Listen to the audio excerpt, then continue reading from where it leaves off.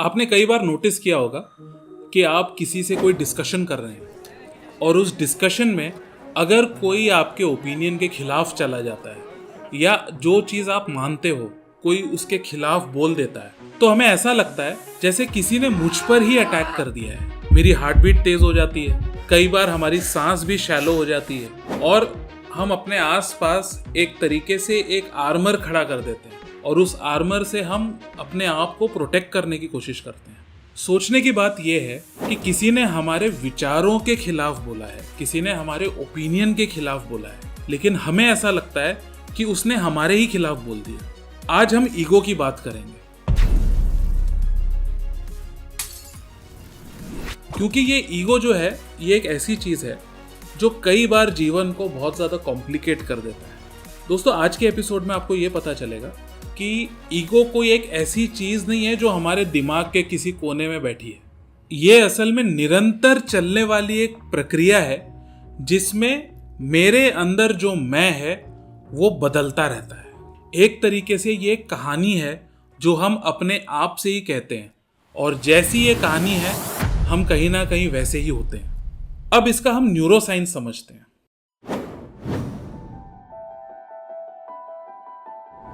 Neuroscience के angle से हमारे ब्रेन में डिफॉल्ट मोड नेटवर्क्स होते हैं जिसको हम DMN बोलते हैं, और ये वो नेटवर्क्स है जिसमें हम अपने बारे में ही सोचते हैं। तो जब हम बाहर की दुनिया से अपने आप को कट ऑफ कर लेते हैं तब हम कंसिस्टेंटली खुद के बारे में सोचते हैं कि मेरे पास्ट में क्या हुआ था, अभी क्या चल रहा है, मेरे जीवन में कौन सी घटनाएं घटी है, आज मुझे कैसा महसूस हो रहा है, आने वाले समय में मैं अपने आप को कहाँ देखता हूँ, किसी ने मुझसे क्या कह दिया, मैंने किसी से क्या कहा। ये जो सारे डिस्कशंस होते हैं ये डिफॉल्ट मोड नेटवर्क में होते हैं। दोस्तों, हमारे लिए समझना बहुत इंपॉर्टेंट है कि ईगो वो नहीं है जो मैं हूँ, ईगो वो है जो मैं सोचता हूँ कि मैं हूँ। तो क्या ईगो सच में कोई खराब चीज है? एक्चुअली ऐसा नहीं है। ईगो एक बहुत ही ब्रिलियंट एवोल्यूशनरी कंस्ट्रक्ट है, क्योंकि अगर ईगो नहीं है तो मुझे ये नहीं पता कि मैं कौन हूँ। अगर ईगो नहीं है तो मेरे पास में कोई सेंस ऑफ एजेंसी नहीं है।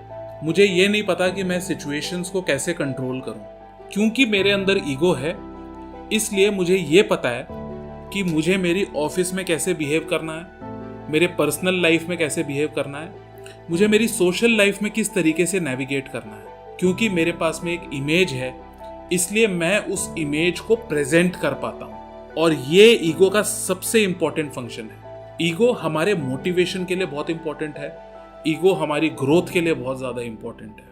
तो अगर ईगो एक कहानी की तरह है तो इस कहानी का सूत्रधार कौन है, इसको समझना बहुत ज्यादा जरूरी है। देखिए, हम हमारे डे टू डे लाइफ के कम्युनिकेशन में ये बोलते हैं कि इसमें बहुत ईगो है या फिर ये बहुत हम्बल है, और एक नेचुरल परसेप्शन ये होता है कि इन जनरल ईगो एक नेगेटिव चीज ही है। लेकिन जब अर्ली 1990s में सिगमंड फ्रॉइड ने जब ईगो के बारे में बात की तो वो किसी कैरेक्टरिस्टिक की बात नहीं कर रहे थे, वो एरोगेंस की बात नहीं कर रहे थे, वो एक स्ट्रक्चर की बात कर रहे थे। सो सिगमंड फ्रॉइड के हिसाब से हमारे मन के 3 इंपॉर्टेंट सेक्शंस होते हैं। उसका एक पार्ट है आईडी यानी कि मेरे अंदर आने वाले सब डिजायर्स कि अब मुझे क्या करना है, मेरे अंदर आने वाले इंस्टिंक्ट्स कि अगर मुझे गुस्सा आया तो मैं क्या करूंगा, अगर मैं खुश हूं तो मैं क्या करूंगा, इमीडिएटली बिना कैलकुलेशन के होने वाली चीजें, ये होती है मेरी आइडेंटिटी। दूसरा है super ego. Super ego is the value system. अब ये वैल्यू सिस्टम जो है ये मेरा कल्चर है। ये कल्चर सोसाइटी की वजह से भी आता है, मेरी फैमिली में किस तरीके का एनवायरनमेंट है उसकी वजह से भी आता है, और मेरी आईडी और मेरे सुपर ईगो के बीच में जो नेगोशिएटर है, जो एडिटर है, वो है ईगो। तो एक तरीके से ईगो का काम है बैलेंस करना मेरे अंदर आने वाले डिजायर्स और मेरे इंस्टिंक्ट्स और सोसाइटी का जो ऑर्डर है, जो स्ट्रक्चर है, इन दोनों चीजों को कनेक्ट करने वाली जो चीज है उसको हम ईगो बोलते हैं। एक 1970s में एक स्टडी हुई थी ह्यूमन ब्रेन के ऊपर। इसमें डॉक्टर माइकल गाजेनिगा ने उन लोगों पे एक्सपेरिमेंट किया था जिन लोगों की एपिलेप्सी ट्रीट करने के लिए उनके ब्रेन के लेफ्ट और राइट हेमिस्फीयर को सर्जिकली सेपरेट कर दिया गया। अब इन लोगों में एक बहुत ही इंटरेस्टिंग चीज देखी गई। जब राइट ब्रेन कोई एक चीज सोचता था तो लेफ्ट ब्रेन को ये पता नहीं था कि राइट ब्रेन ये क्या सोच रहा है या क्यों सोच रहा है, लेकिन फिर भी लेफ्ट ब्रेन एक ऐसी स्टोरी क्रिएट करता था जिससे कि राइट ब्रेन क्या कर रहा है वो जस्टिफाई हो जाए। इसीलिए जब हम कोई गलती करते हैं तो हम कोई ना कोई स्टोरी इस तरीके से स्पिन करते हैं जिससे कि या तो वो गलती ही नहीं हो, या फिर अगर वो गलती है तो वो अनजाने में हो गई हो। तो ये जो स्टोरीज को स्पिन करने वाला जो सिस्टम है ये हमारा ईगो है, और आप देखिए कि इसका लॉजिक से दूर दूर तक कोई रिलेशनशिप नहीं है। इसके लिए लोग सिर्फ अपने ईगो को प्रोटेक्ट करने के लिए किसी भी हद तक चले जाते हैं। हम नोटिस करते हैं कि लोग बिजनेस में लॉस ले लेते हैं, हम नोटिस करते हैं कि लोग अपनी रिलेशनशिप्स को डिस्ट्रॉय कर देते हैं, लेकिन वो ईगो हमारे लिए इतना ज्यादा इंपॉर्टेंट हो जाता है कि उस समय हमें ऐसा नहीं लगता कि इसकी वजह से हम कितना बड़ा नुकसान झेलने वाले हैं। 1999 में एक स्टडी हुई थी जिसको हम बोलते हैं डनिंग क्रूगर इफेक्ट। इसमें डनिंग और क्रूगर ने मिलके एक स्टडी की थी, और इसमें उन्होंने नोटिस किया कि जो पार्टिसिपेंट्स ने इनके टेस्ट में कम स्कोर किया उन्होंने सबसे ज्यादा कॉन्फिडेंस दिखाया। इसका मतलब यह है कि हमारे अंदर की कमियों को फुलफिल करने के लिए हम एक कॉन्फिडेंट सेल्फ लोगों के आगे पोर्ट्रे करते हैं। अब ऐसे कई सारे आर्मर्स हैं जो हम लगाते हैं अपने ईगो को बचाने के लिए।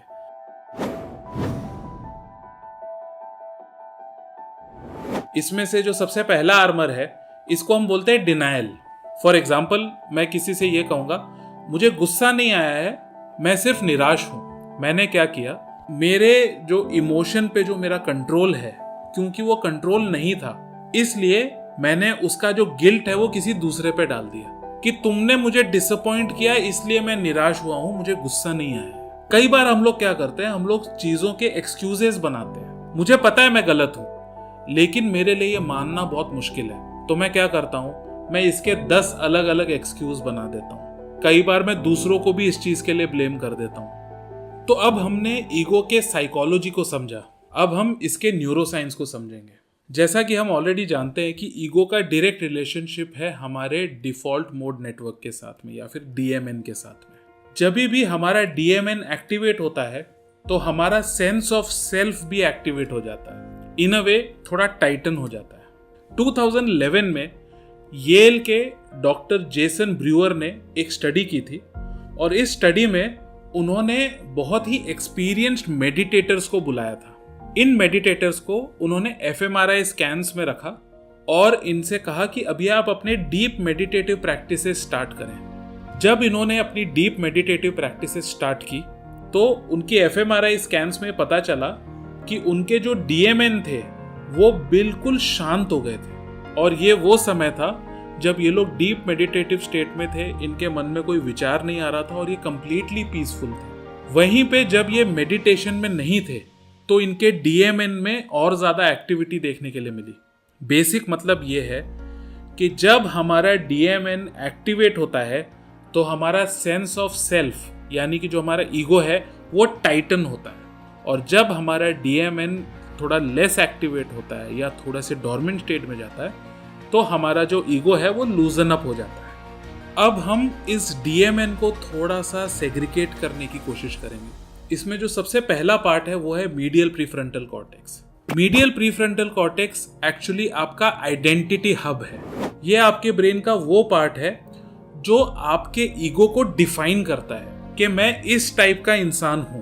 आप इमेजिन कीजिए इंटरव्यू में किसी ने आपसे क्वेश्चन पूछा है, टेल मी अबाउट योरसेल्फ। जो आंसर आएगा वो असल में आपके मीडियल प्रीफ्रंटल कॉर्टेक्स से ही आता है। अब यहाँ पे एक बहुत ही इंटरेस्टिंग चीज है कि मीडियल प्रीफ्रंटल कॉर्टेक्स जो है उसका रिलेशन सिर्फ आपसे नहीं है, उसका रिलेशन आपके आसपास हर उस इंसान से जुड़ा हुआ है जिससे आप डीपली इमोशनली कनेक्ट करते हैं। इसीलिए जब कोई हमारे फैमिली मेंबर के बारे में या किसी क्लोज फ्रेंड के बारे में कुछ गलत बोलता है तो वो चीज़ हमें ट्रिगर करती है। अब उस मोमेंट पे हम ये नहीं सोचेंगे कि सामने वाला सही बोल रहा है या गलत बोल रहा है, उस मोमेंट में हम सिर्फ ट्रिगर होते हैं, और ये मीडियल प्रीफ्रंटल कॉर्टेक्स का काम है। जो बाकी के 2 इंपॉर्टेंट फंक्शंस है वो एक साथ काम करते हैं, एमिगडाला और इंसुला। एमिगडाला का काम है थ्रेट रेस्पॉन्स करने का, तो जैसे ही किसी सिचुएशन में कोई हमारे बिलीफ को या हमारे ओपिनियन को क्रिटिसाइज करता है तो सबसे पहले एमिगडाला थ्रेट को डिटेक्ट करता है कि अभी मुझ पर कुछ तो अटैक हुआ है। रिमेंबर, अटैक आपके बिलीफ पे हुआ है, आपके ओपिनियन पे हुआ है, आप पे डायरेक्टली नहीं हुआ है। लेकिन उसके बावजूद भी एमिगडाला कुछ इस तरीके से रिएक्ट करता है जैसे कि आप पे कोई फिजिकल हार्म होने वाला है, और इसीलिए इमीडिएटली वो एक थ्रेट रिस्पॉन्स करता है।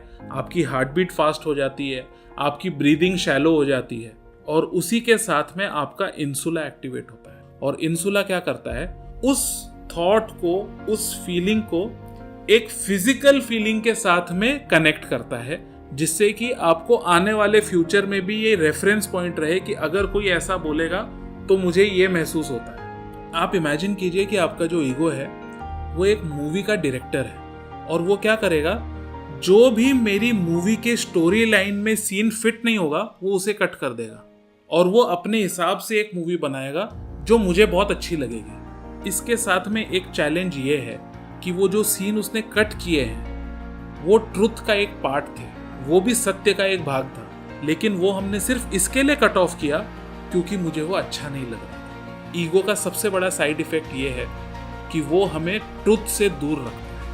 ईगो के न्यूरोसाइंस को समझने के बाद हमको ये समझ में आ जाता है कि हमें ये प्रश्न नहीं पूछना है कि हमारे अंदर क्या गलत है, हमें प्रश्न ये पूछना है कि हम हमारे ईगो के साथ किस तरीके से जीवन में ग्रो कर सकते हैं। देखो, ईगो आप नहीं हो, ईगो एक परसेप्शन है कि मैं ऐसा हूं। ये एक सिंप्लीफिकेशन है आपकी लाइफ के बारे में, लेकिन ईगो हमारे जीवन में कंसिस्टेंटली बैकग्राउंड में चलता ही रहता है। ये एक ऑपरेटिंग सिस्टम की तरह है, और ये कहाँ पर शो अप करता है, जब भी हम गलत होने के बावजूद अपने आप को सही दिखाने की कोशिश करते हैं, बेसिकली हम अपने ईगो से ऑपरेट कर रहे हैं। गीता में ईगो से रिलेटेड बहुत इंटरेस्टिंग चीज है, जिसमें ईगो को एक चैरियट की तरह बताया, एक रथ की तरह बताया है, जिसके आगे 5 घोड़े हैं और उनकी जो स्ट्रिंग्स है वो सब सेंसेस की तरह काम करती है, और आप खुद कौन हो, आपका जो सेल्फ है वो उस चैरियट को कंट्रोल करता है, उस रथ को कंट्रोल करता है। मतलब ईगो ऐसा नहीं है कि किसी काम का नहीं है, उसका काम है, लेकिन उसको डायरेक्शन देने का काम हमको ही करना है। क्योंकि जिस दिन आपके हाथ से वो डोर छूट जाएगी, अब आपकी सेंसेस डिसाइड करेगी कि आपके ईगो को क्या समझेगा, और फिर आपका ईगो डिसाइड करेगा कि आपके जीवन की क्वालिटी क्या होने वाली है। और मॉडर्न साइंस भी इसी चीज को किसी अलग तरीके से बोलता है, जिसमें हम बोलते हैं ईगो इंटीग्रेशन, जहां पे हम अपने जीवन में ईगो को इस तरीके से इंटीग्रेट करते हैं कि हमारा सेंस ऑफ सेल्फ तो अलाइव है, लेकिन वो सेंस ऑफ सेल्फ दुनिया से ज्यादा इंपॉर्टेंट नहीं है। विद दिस थॉट मैं आज आपके आगे कुछ प्रश्न रखने चाहूंगा। क्या आप अपने ईगो को समझ पाते हैं? ऐसी कौन सी चीजें अपने बारे में जिनको आप बहुत स्ट्रांगली डिफेंड करते हैं? आने वाले समय में ऐसी कौन सी गलत धारणाएं हैं जिनको आप बदलना चाहेंगे? विद दीज 3 इंपॉर्टेंट क्वेश्चंस हम आज का एपिसोड एंड करेंगे। अगर आपको हमारा कंटेंट अच्छा लगता है then please like and subscribe our channel. अगर आपको लगता है कि ये कंटेंट आपके फ्रेंड और फैमिली को हेल्प करेगा then please share it with them. Thank you.